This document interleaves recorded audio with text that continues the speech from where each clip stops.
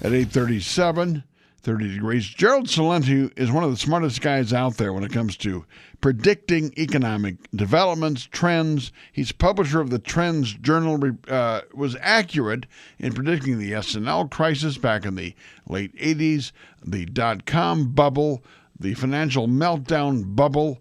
I think he's been correctly predicting what's going to happen with the bailout bubble.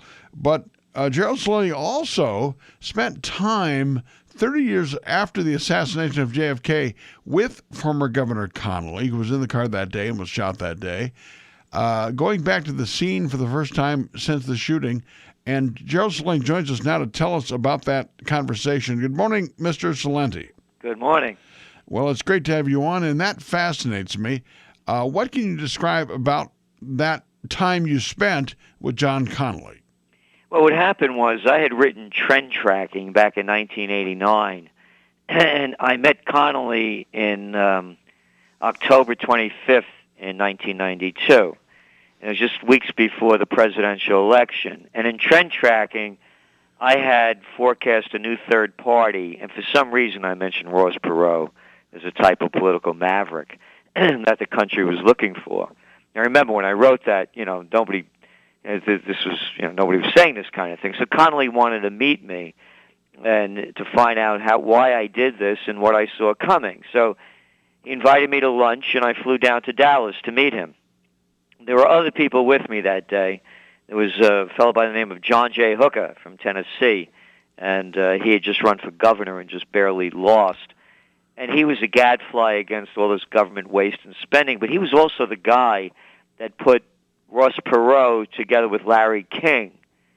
And Ross Perot had announced his running, actually, on Larry King's show. And Larry King's girlfriend was there, Rama Fox, and the pollster, Pat Cadell, who became famous under Carter. He was a brilliant pollster. And he was doing polling for Perot.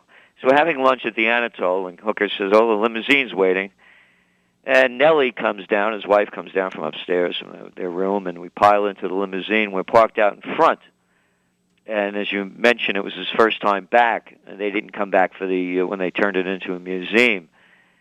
And they started, I'm sitting across from Connally, Hooker, and Cadell to my left and right, and Rama Fox and Nellie on either side of Connally. And he starts telling the story of what happened. He said, "I heard a gunshot." He said, "I looked over to my right, and I didn't see anything." He said, "I knew it was a gunshot because I've been hunting since I'm a little boy." He said he explained how he was wearing a dark blue suit that day. It was all scrunched up in the jump seat. They had jump seats in those days. Limousines weren't like they are today. And now he was holding his Stetson hat on his knee. And he looked over to my left. I looked over to my left, and there were brains on my shoulder. He said, "I know there were brains because my daddy was a butcher." And that's the way the story began. He told her how, that he felt a pounding on my back. He said, he made two clenched fists, and his face distorted. And he said, I went flying forward, and Nellie threw herself on top of him, and on and on. But what happened, Mitch, is we went outside. There's that photograph of me, him, and his wife outside the book depository that we sent with this note that I had met him.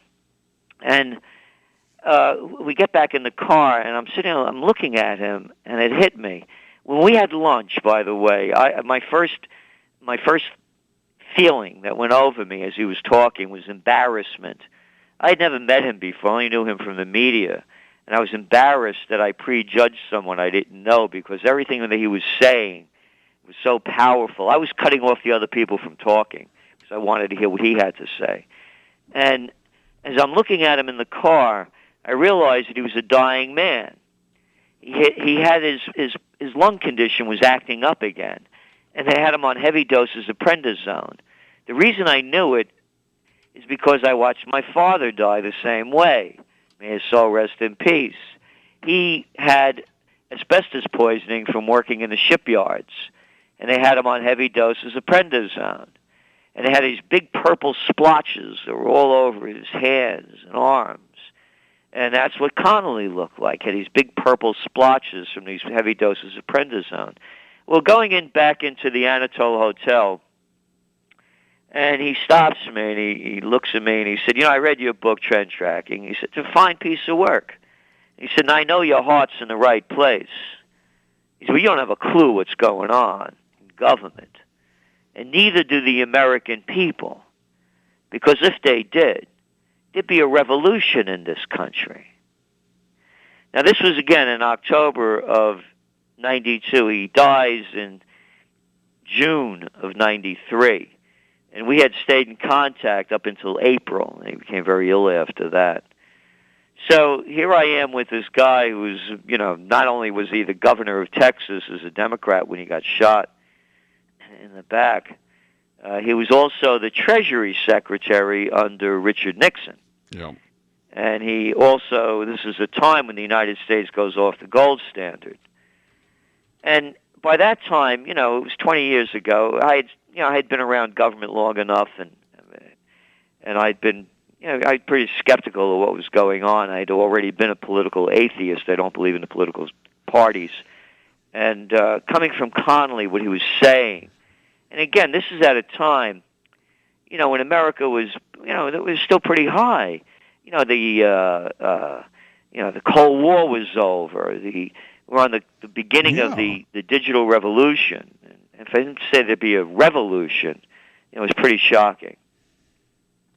Well, I guess it was. I mean, how did he feel that the revolution would be played out? He didn't say, and again, this is at a time, you go look at now, you listen to both parties, political parties are talking, all jumping on the bandwagon of wealth inequality. If you said something like that back in 1990, they call you a commie, And so what he was saying was so far ahead of the curve. But what he was telling me was, the levels of corruption and the deceit that are going on in government, people would never believe it. Well, now it's in front of us. Yeah. How could you not believe it? You need more proof? Oh, you didn't like the latest debt ceiling crisis, or the closing down of the government, or the fiscal cliff before that, or this abomination called Obamacare, or the ongoing wars that we keep losing and having our people die for no reasons at all, or the bank bailouts that have only enriched the banks. How much more proof do people need? And as I said, back then you did not have a wealth gap that you have now.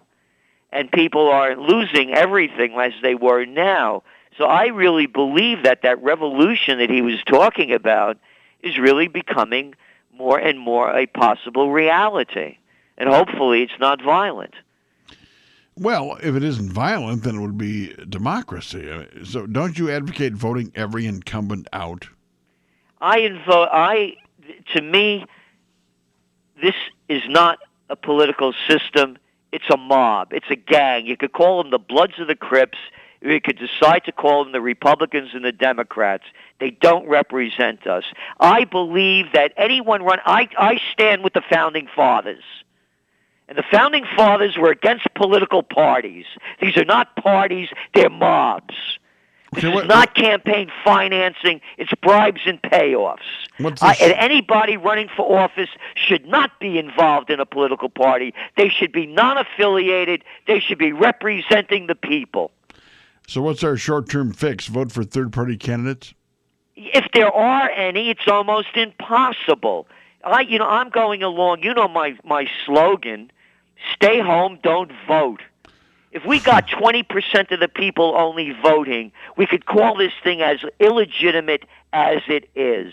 And the other thing I'm in favor of is direct democracy. If we have an issue, let the people vote on it. You want to bail out banks, let the people vote. You want to go to war, we're the ones that fight. It's our money that they're taking. Let the people vote. Always great to talk to Gerald Celente. Thank you, sir, the publisher of TrendsJournal. And go to TrendsJournal.com for more information. Thank you again, and enjoy the weekend, and have a great Thanksgiving. You too. Thanks so much. All right, and we'll come back with more Open Phone. This is Friday's version of Outside the Box.